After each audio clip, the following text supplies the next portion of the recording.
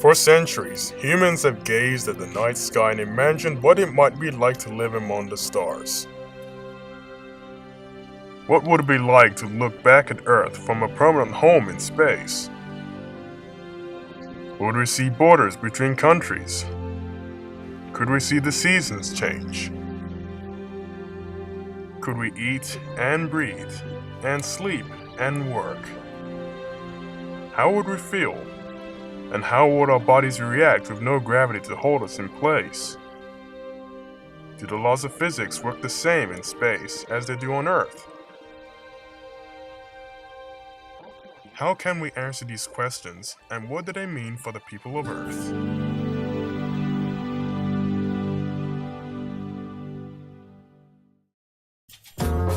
Since November 1988, not a day has passed without humans in space, orbiting more than 400 kilometers above our planet.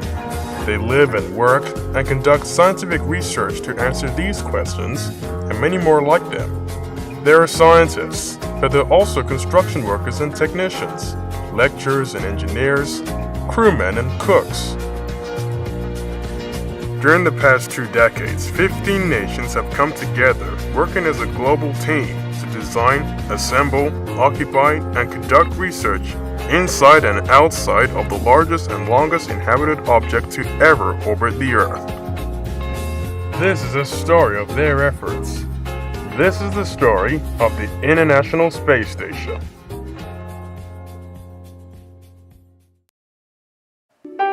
In the 18th and 19th centuries, astronomers, artists, and scientists around the world began to publish their versions of a crude outpost in space. In 1869, author Edward Everett Hale published The Brick Moon, a short story about a satellite built from 12 million bricks. At the turn of the 1900s, Russian scientist Konstantin Tsiolkovsky proposed ideas of human spaceflight, including an orbiting space station.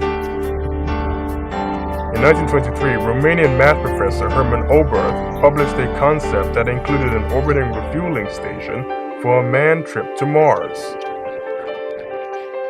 A few years later, in 1929, Austrian engineer Hermann Nordang developed a giant wheel-shaped platform that rotated, creating artificial gravity using centripetal acceleration. One of his students was famed rocketeer Wernher von Braun, who in late 1945 developed a concept for a modular wheel-like space station that will serve as a launching point for a mission to the moon. In 1952, von Braun published a widely read series of articles about space travel in Collier's magazine. In the early 1960s, as human spaceflight programs such as Project Mercury in the United States and Russia's Vostok program took shape, engineers and architects began to investigate a variety of space station concepts based on then current technology. The Soviet Union were the first to establish an orbiting space station, Salyut 1, launched in 1971. 2 years later, Skylab was launched using an Apollo 7 V and became America's first orbiting space station. A crew of 3 astronauts flew aboard Skylab for a total of 171 days in orbit, conducting a variety of scientific experiments and observations that demonstrated the value and potential of space-based research. A temporary space station was created when an American Apollo Command Module spacecraft docked with a Russian Soyuz ship on July 17, 1975. The Apollo-Soyuz project was the first example of international cooperation, the keystone in the foundation of global partnership that will result in the construction of the International Space Station. With the launch of the first space shuttle on April 12, 1981, the United States was routinely flying men and women into space. We can follow our dreams to distant stars, living and working in space for peaceful economic and scientific gain. In his 1984 State of the Union address, President Ronald Reagan announced the construction of a permanently crewed space station. 11 nations signed a formal agreement with NASA to participate in the development and construction of Space Station Freedom. In February 1986, the Soviets began construction of their modular space station, Mir. By October 1990, congressional budget changes mandated a complete redesign of the Space Station Freedom project, with an emphasis of affordability. In 1993, NASA was directed to maximize the new station's scientific capabilities and leverage from Russia's considerable experience in space station operations by inviting their participation in the American Space Station project.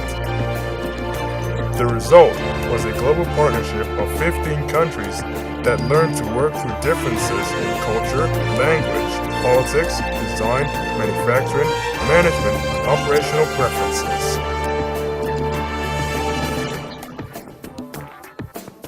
During Phase 1 of the Space Station program in February 1994 and June 1998, space shuttles made 11 visits to Mir, and 7 NASA astronauts lived aboard the Russian station. The experience gained from this series of flights was invaluable and set the stage for the design, development, and construction of the greatest and most beautiful engineering project in the history of mankind, a state-of-the-art research laboratory orbiting our planet.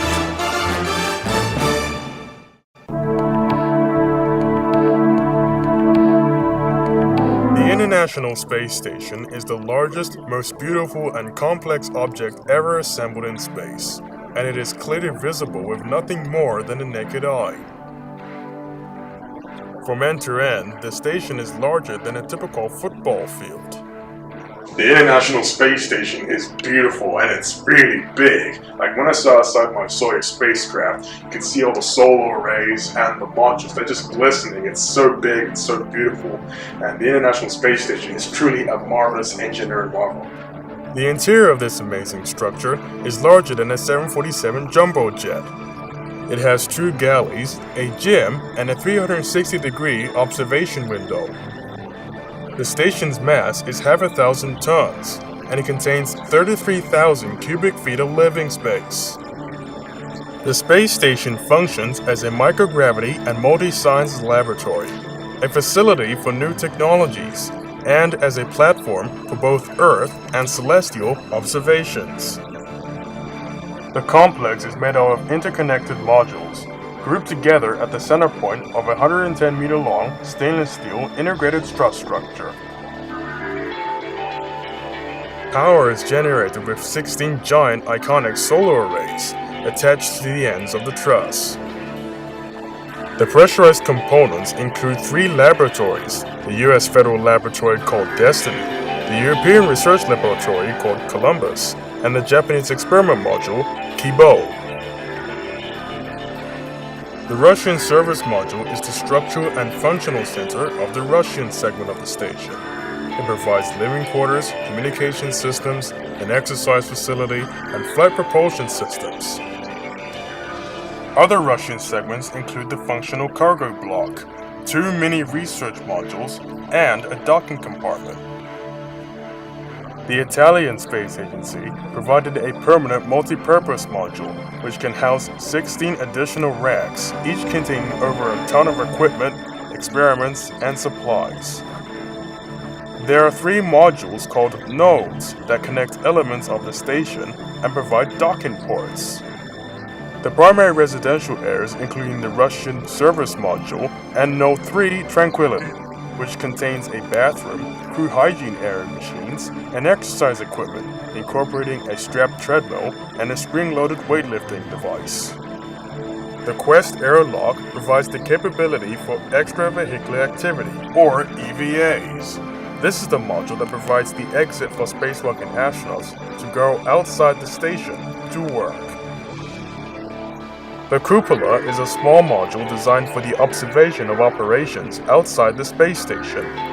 Similar to a bay window in a home on Earth, but with a 360-degree view, the cupola allows crew members to observe the approach of vehicles, as well as all robotic arm operations and spacewalks. The Canadian-built space station robotic arm, called Canadarm, is the larger version of the robotic arm on the space shuttle. It is used to grapple and move equipment and hardware around outside the station. The space station is home to 6 full-time crew members and is made up of astronauts and cosmonauts from nations around the world. More than 300 people have visited the ISS so far, and at least 1,200 will live here over the next 2 decades.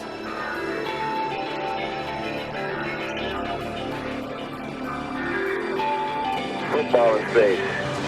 You're the duck. One. Good evening, Houston. George! Good evening, Houston. Good evening, Houston. Good evening, Houston.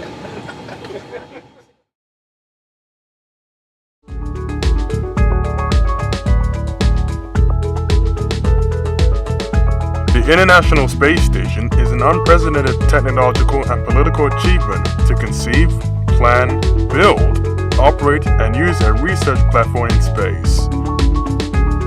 It is the latest step in humankind's quest to explore and live in space, but its greatest accomplishment is much a human achievement as a technological one. The global partnership of space agencies, meshed with cultural differences and political challenges, to plan, coordinate, construct, and operate the complex elements of a space station.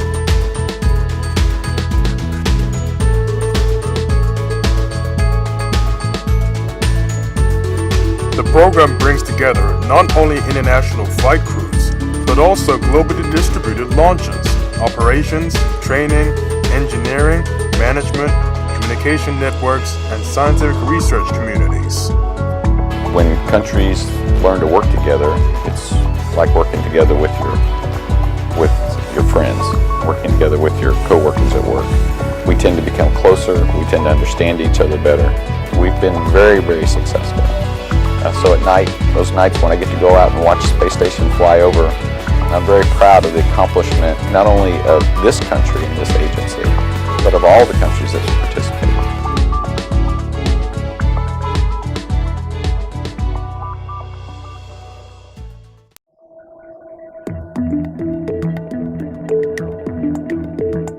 The space station's modular design was dictated in parts by the launch vehicle payload bay size of the space shuttle, and the need to make the components maintainable, replaceable, and size in order to fit through a hatch. Each of the components that make up the space station was designed, engineered, and built in rocket factories and steel mills in countries around the world. The main place of manufacture is the Chris A. Hadfield NASA rocket factory in the US.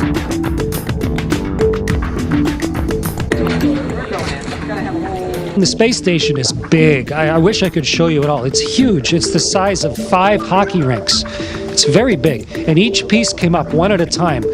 Building the International Space Station required 36 space shuttle flights and 5 Russian Proton rocket launches to transport each space station component to orbit. Working in a dangerous and hostile environment while orbiting the Earth at 17,500 miles an hour, spacewalking astronauts and robotic arm operators carefully assemble the components. In intricately choreographed maneuvers, astronauts operating the space shuttle and the space station's arms lifted the space station's steel modules and trusses from the shuttle's payload bay and maneuvered them into place. Astronauts and cosmonauts in pressurized spacesuits bolted and welded the attachments to the station in nearly 160 spacewalks.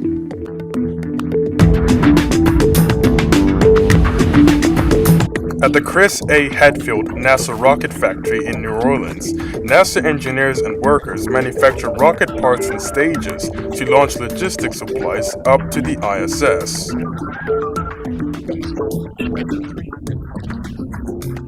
Crews in the space station and the mission control centers monitor procedures at the steel mill area at the Chris Hadfield rocket factory. The factory's 120-ton electric arc furnace and 4-strand continuous caster produce the steel required for the space station project. The arc furnace consumes 18 megawatts of power, and the factory produces over 5,000 tons of steel and aluminum for the space station project. The solar arrays and the station's radiator air conditioning system are produced at the Chris Hadfield factory and are attached to the station via 6 spacewalks.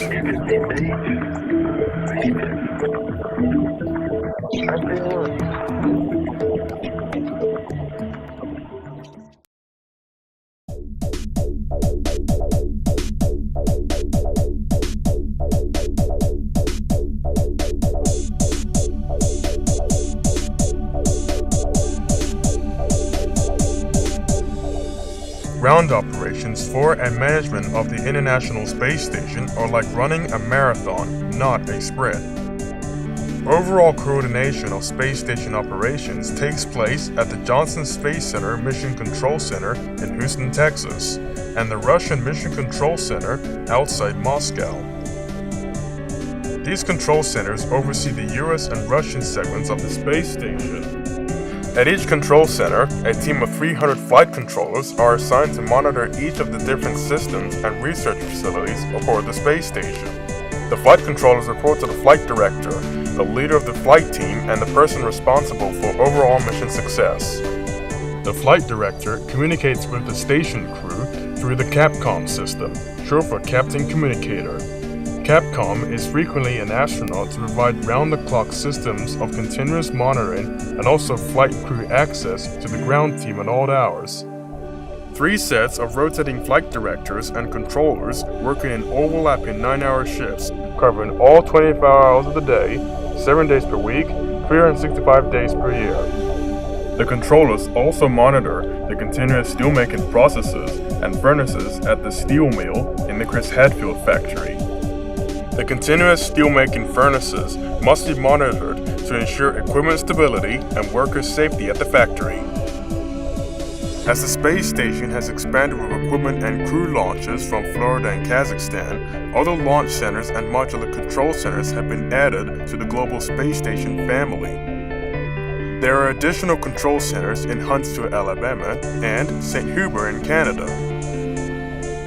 The European Space Agency operates locations in Paris, France, and Cologne in Germany.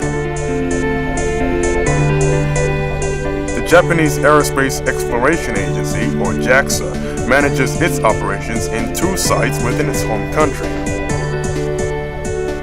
During the assembly phase, the Space Shuttle and the Russian Soyuz spacecraft have been the workforces to deliver the space station with supplies and research kits, and later crew members to and from the space station. Supplies are also delivered to the station by autopilot spacecraft, such as the Russian Progress Vehicle, Japan's H-2 Transfer Vehicle or HTV, and the European Space Agency's Automated Transfer Vehicle. After the space shuttle retired, astronauts will hitch a ride in the Russian Soyuz spacecraft to continue U.S. presence aboard the station. United States commercial spacecraft currently in development by SpaceX and Orbital ADK Corporation will eventually deliver astronauts and supplies to the space station in the near future.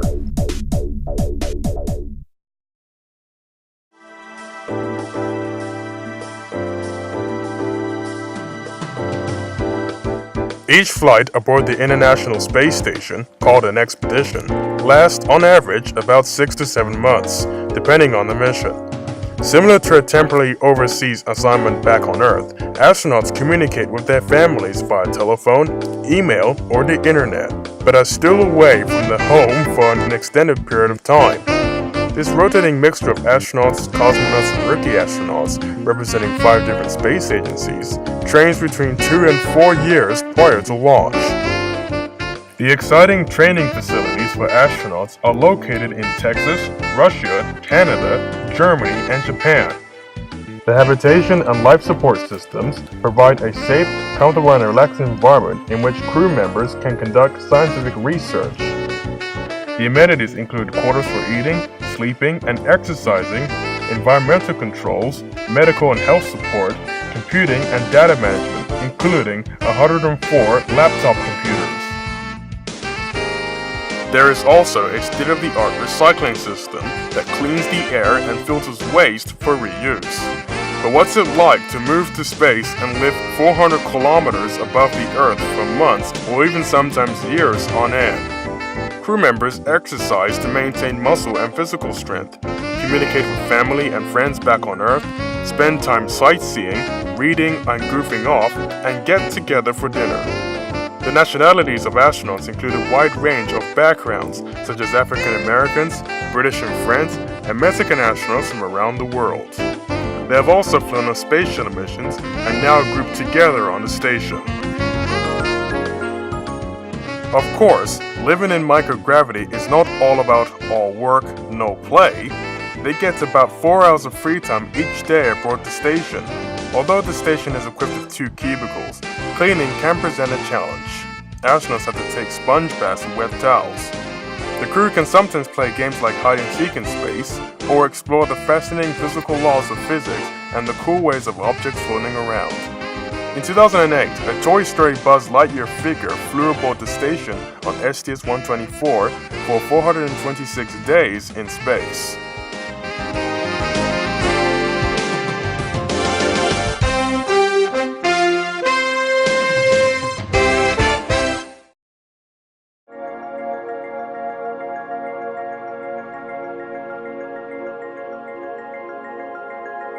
Is I'm used to it. I can fly. I can go all different directions. I can do whatever I want. It's wonderful being in weightlessness this time. I'm fully adapted to it. I don't just feel like a visitor here now. I feel like a spaceling. I mean, it's wonderful to get completely used to being weightless. As soon as the station was habitable, astronauts began to study the impact of microgravity and other adverse effects on the human body, other life forms, fluids, and materials. Over 20 years of continuous research and more than 500 experiments have been conducted on the space station while it was under construction. The space station is a state-of-the-art research laboratory that advances our knowledge and fuses physiology, biology, and material and physical science. This knowledge translates into medical, economic, and environmental benefits for the people of Earth. Research on the station showed that E. coli bacteria, a leading cause of food poisonings worldwide, grows faster and becomes more infectious in space. These findings have already led to a candidate vaccine, which, if proven, will save lives around the world.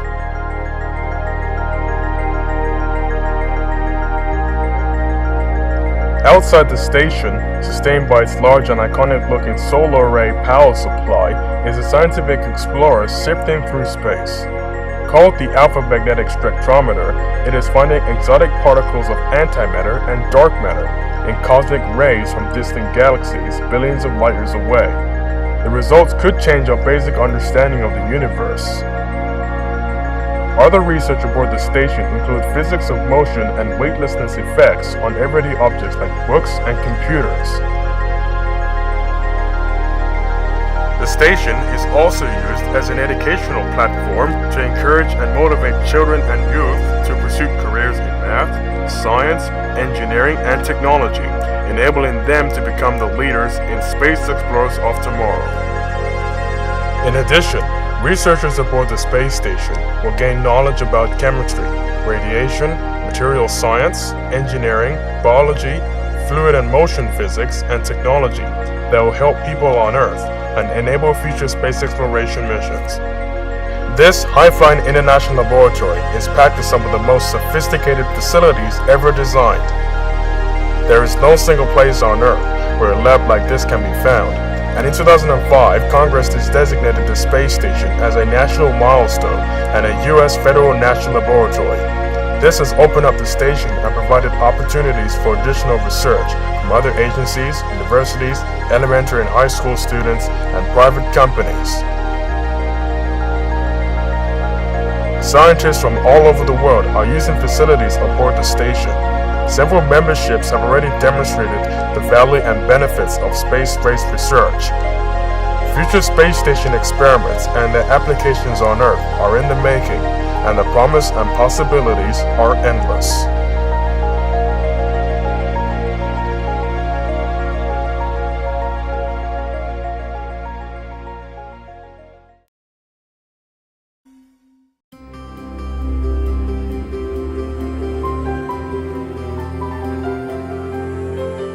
think the ISS is the greatest human endeavor ever in the history of the world in terms of complexity and the challenges that are brought with that complexity.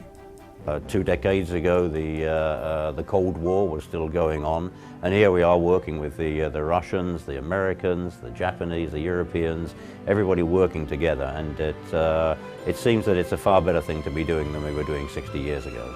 It gives us the chance to do programs that we couldn't do all by ourselves, and it gives us the chance to learn how different people work, how different cultures work together, and how we can cooperate and produce something as magnificent as the ISS. It's one small step for man, one giant leap for mankind. Like stepping on the surface of the moon, humans have started to take small steps across the universe. In a stream of time, humans on the International Space Station is just one small step, but a large leap for mankind.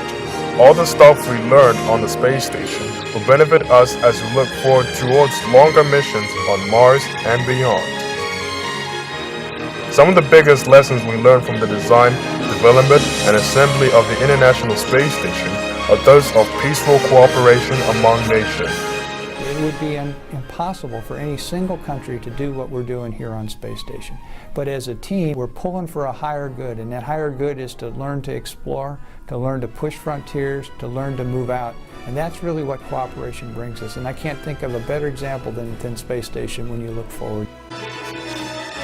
Humans will continue to explore in low Earth orbits on journeys back to the moon, to Mars, to asteroids, and beyond. But wherever we go, the International Space Station is proving our lives off Earth now and cementing our first real foothold for working and living in space.